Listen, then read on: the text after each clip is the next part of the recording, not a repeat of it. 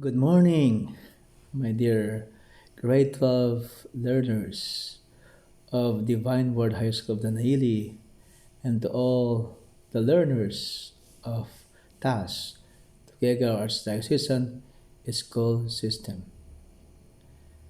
So today, I will present to you is one of the topics of the compendium of the social doctrine of the Church entitled From Rerum Novarum to Our Own Day. Rerum Novarum means of the new things, and its subtitle is A Historical Perspective of the Social Encyclicals.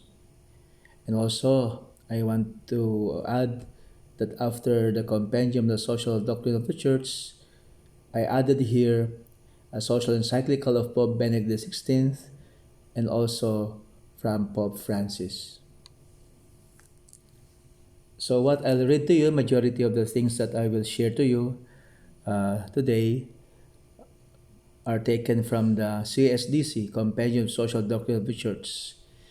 So first in number 89, so you can see this in the Compendium of Social Doctrine of the Church. In that book, it's also free in, in the internet. In response to the first great social question, Pope Leo XIII promulgated the first social encyclical, Rerum Novarum. So kung tatanungin kayo, ano ba ang first social encyclical? It's Rerum Novarum. At sino yung Pope na gumawa doon? I see Pope Leo XIII is the first great social question. This encyclical examines the condition of salaried workers, which was particularly distressing for industrial laborers who languish in inhumane misery. So ang konteksto ng encyclical nito, social encyclical nito ay industrial revolution, lumalabas na mga factory, mga industriya, also the capital. So kawawa ang salary ng mga workers.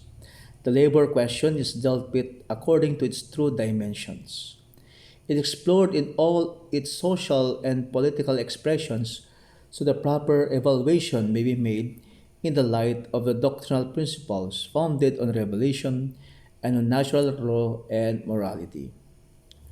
Rerum Novarum lists errors that give rise to social ills, excludes socialism as a remedy, and expounds with precision and in contemporary terms the Catholic doctrine on work, the right to property, the principle of collaboration, instead of class struggle as the fundamental means for social change, the rights of the weak, the dignity of the poor, and the obligations of the rich, the perfecting of justice through charity, and the right to form professional associations.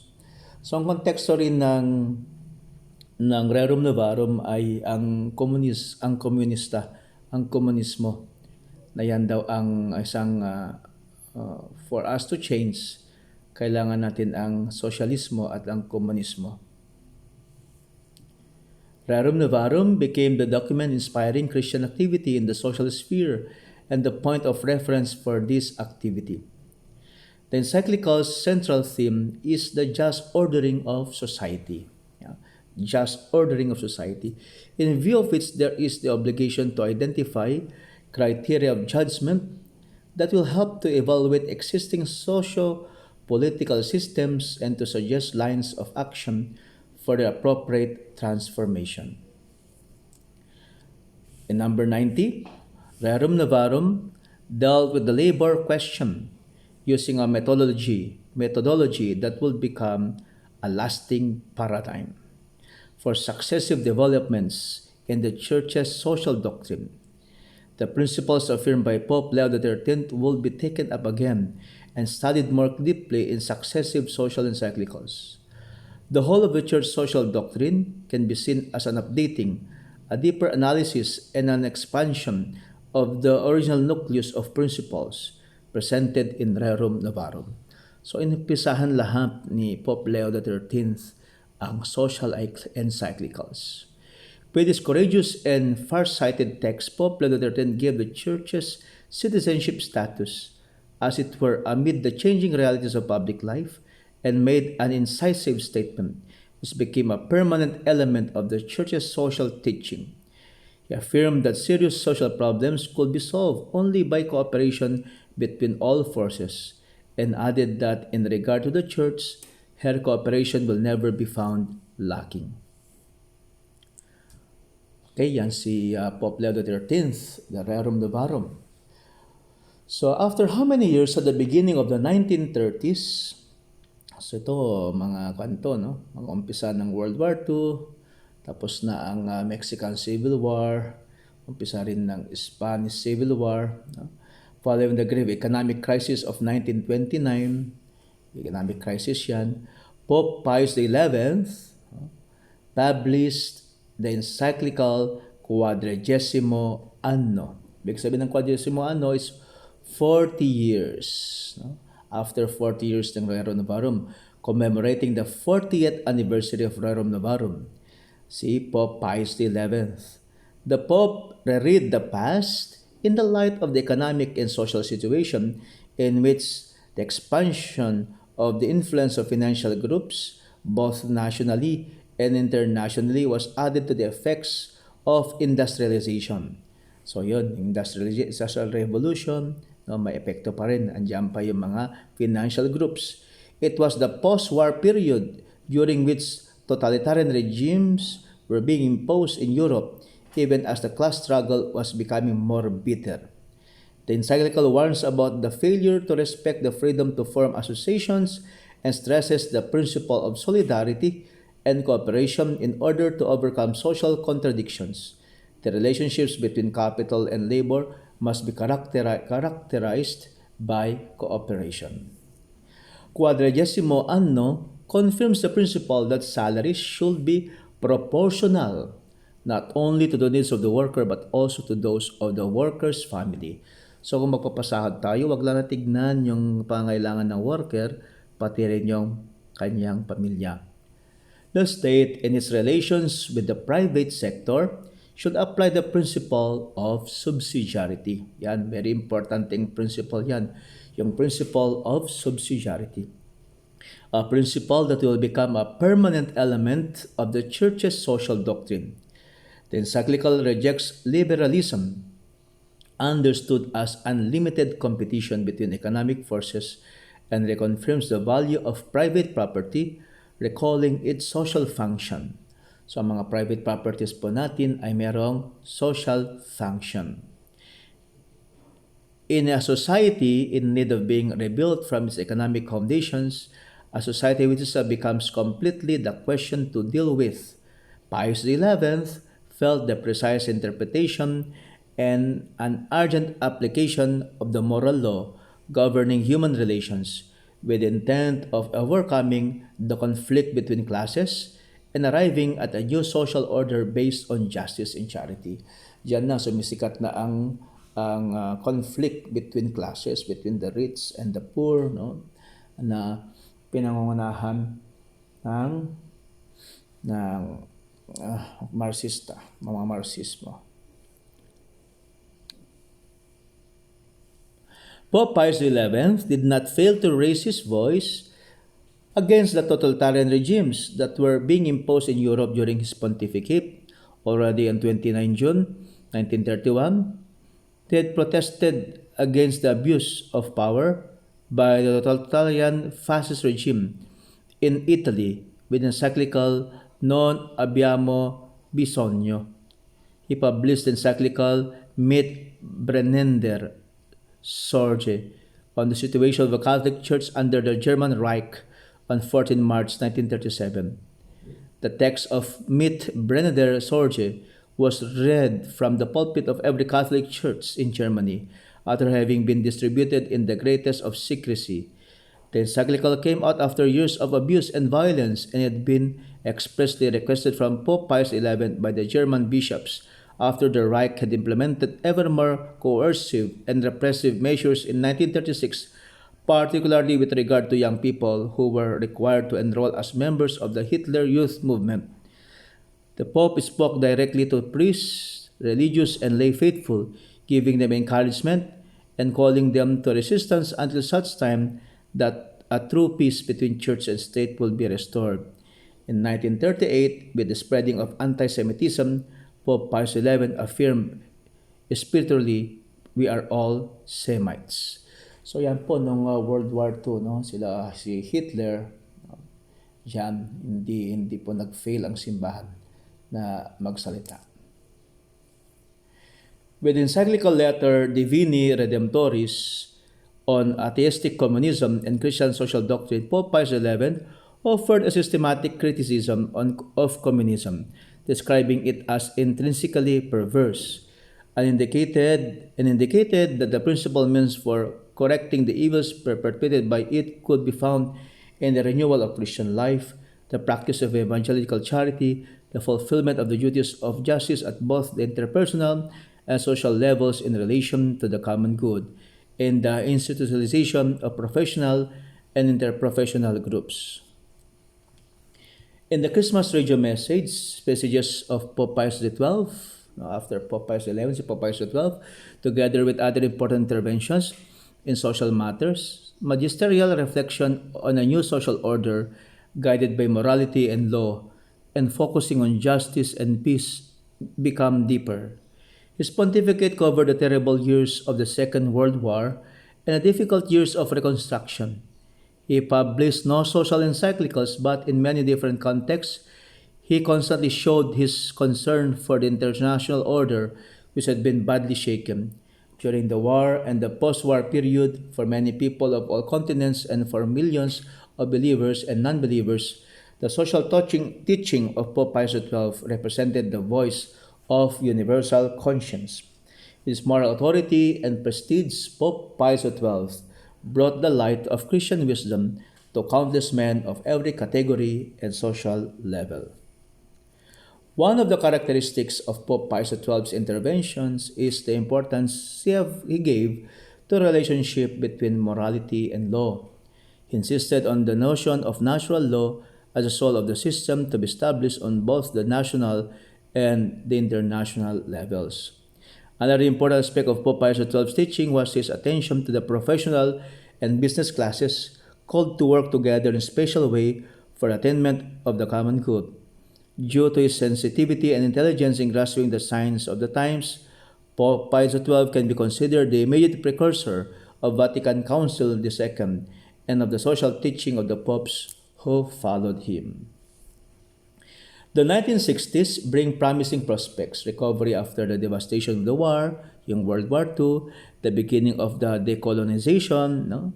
Tulad ng Pilipinas, di ba? We were colonized by Spain, by America, and the first timid signs of a thaw in the relationship between the American and Soviet blocs. No? And nag-umpisa na ang tension ng US at USSR. This is the context within which Blessed Pope John the 23rd reads deeply into the signs of the times. The social question is becoming universal and involves all countries. Together with the labor question and the Industrial Revolution, there come to the fore problems of agriculture, of developing regions, of increasing populations, and those concerning the need for global economic cooperation. Inequalities that in the past were experienced within nations are now becoming international and make a dramatic situation of a third world ever more evident. Blessed Pope John the 23rd in his encyclical Mater et Magistra, big sabihin, Mother and Teacher, aims at updating the already known documents and at taking a further step forward in the process of involving the whole Christian community. The key words in the encyclical are community and socialization. The Church is called in truth, justice, and love to cooperate in building with all men and women an authentic communion. In this way, economic growth will not be limited to satisfying men's needs, but it will also promote their dignity. With the encyclical Pacem in Terris, no, another social encyclical of Saint John the 23rd, Blessed Pope John the 23rd, brings to the forefront the problem of peace in an era marked by nuclear proliferation.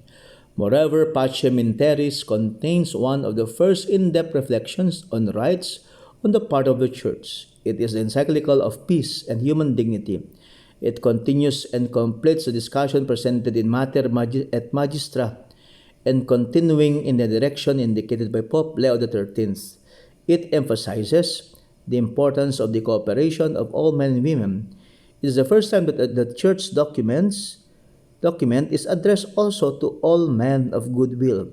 So dito nagumpisa ang all men of goodwill who are called to a great task to establish with truth, justice, love, and freedom new methods of relationships in human society. Pacem in Terris dwells on the public authority of the world community called to tackle and solve problems of an economic, social, political, or cultural character which are posed by the universal common good. On the 10th anniversary of Pacem in Terris, Cardinal Maurice Roy, the President of the Pontifical Commission for Justice and Peace, sent Pope Paul VI a letter together with a document with a series of reflections on the different possibilities afforded by the teaching contained in Pope John XXIII's encyclical for shedding light on the new problems connected with the promotion of peace. So maraming problema ngayon sa kapayapaan, maraming digmaan.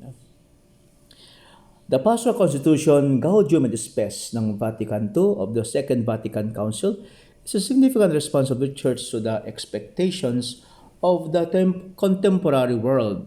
In this constitution, in harmony with the ecclesiological renewal, a new concept of how to be a community of believers and people of God are reflected.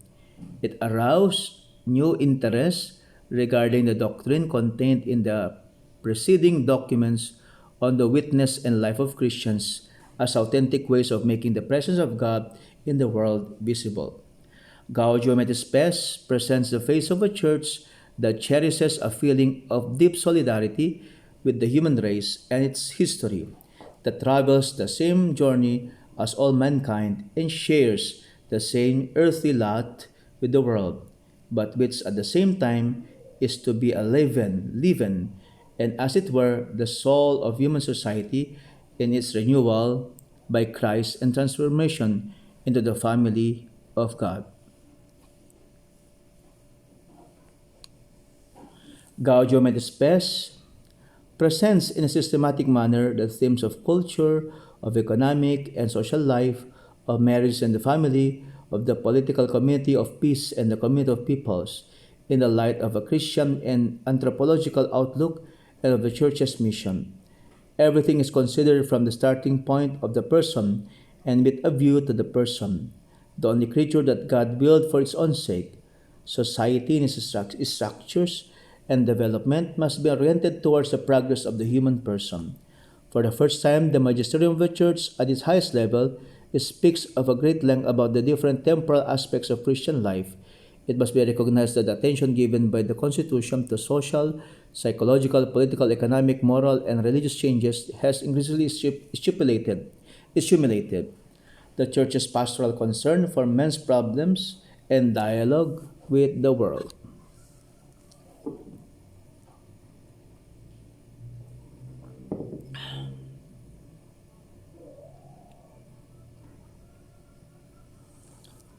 Another very important document of the Second Vatican Council is the corpus of the Church's social doctrine is the Declaration Dignitatis Humanae, in which the right to religious freedom is clearly proclaimed. The document presents the theme in two chapters. The first, of a general character, affirms that religious freedom is based on the dignity of the human person and that it must be sanctioned as a civil right in the legal order of society.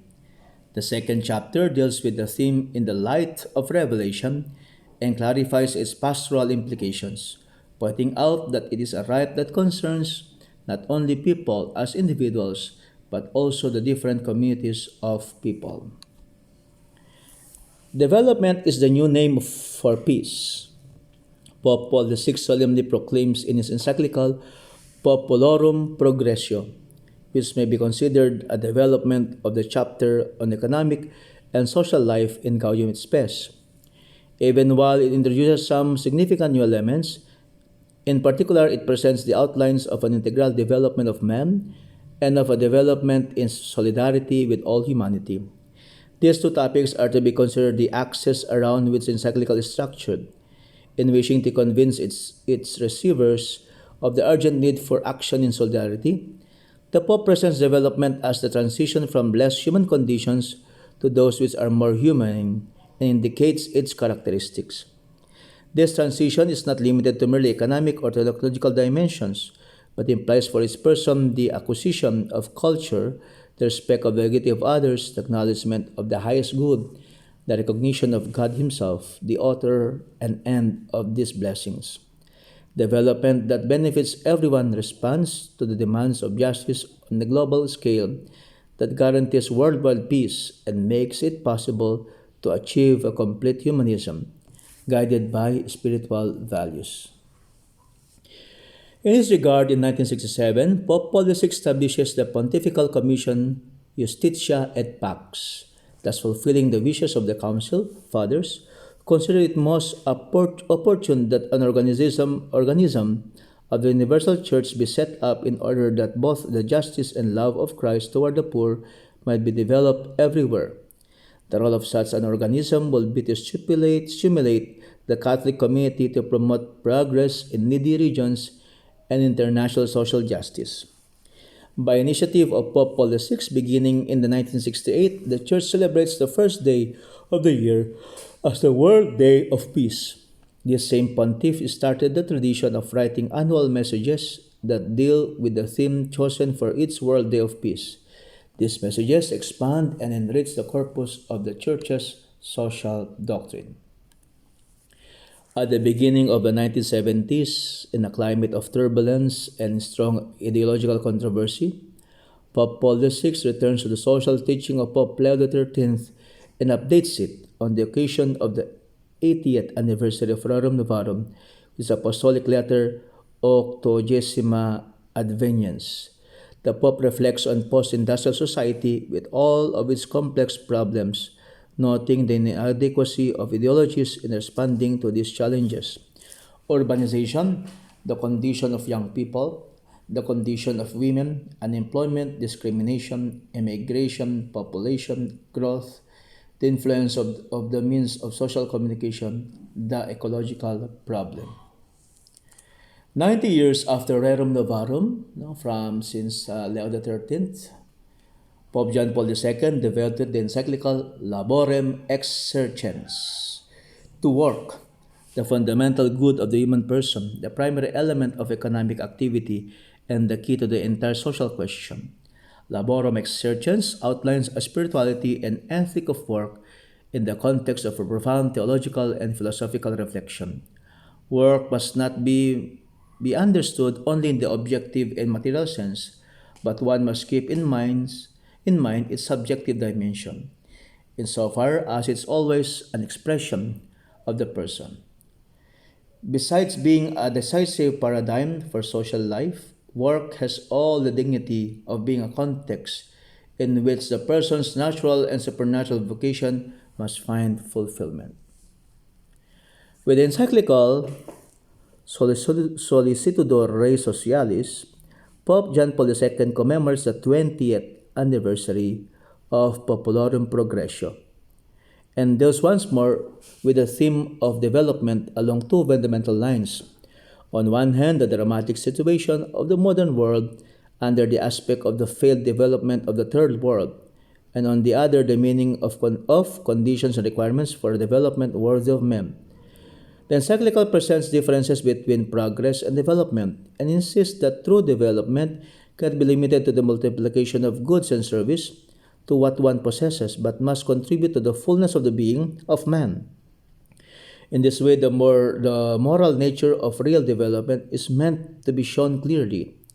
Pope John Paul II, alluding to the motto of the pontificate of Pope Pius XII, Opus Justitiae Pax, peace is the fruit of justice, comments today one could say with the same exactness and the same power of biblical inspiration. Opus Solidaritatis Pax, peace is the fruit of solidarity.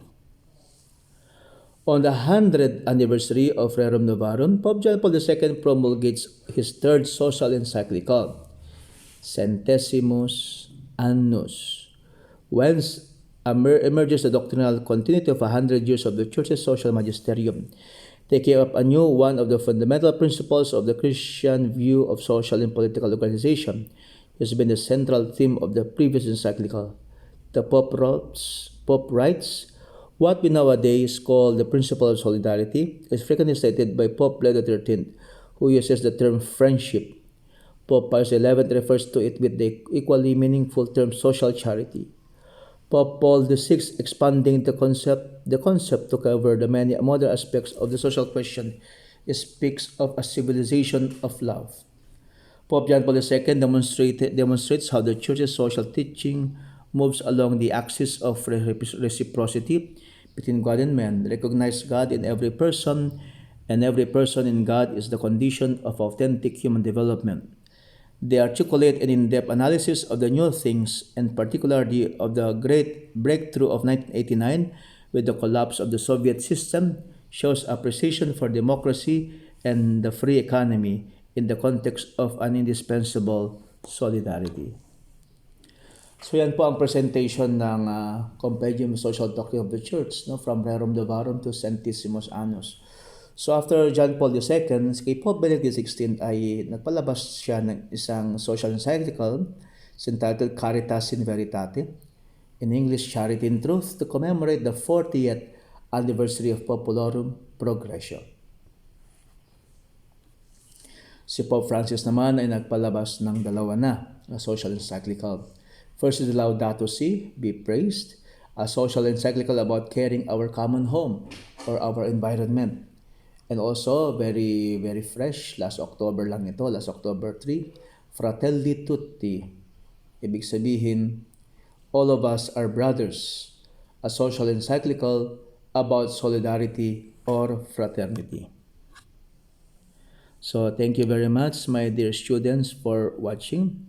I hope this YouTube presentation will help you in understanding the historical perspective of the social encyclicals.